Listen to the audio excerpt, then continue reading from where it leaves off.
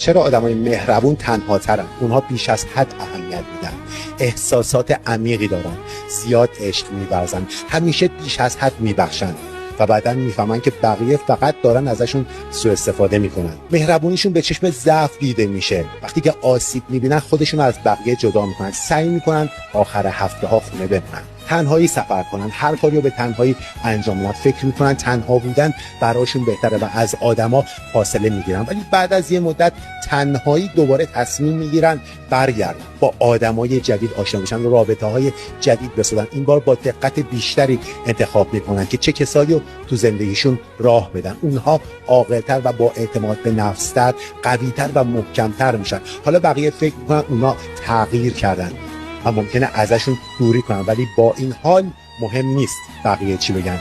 بعضیا همیشه مهربون میمونن چون این ذات واقعیشونه. بفرست برای مهربونا.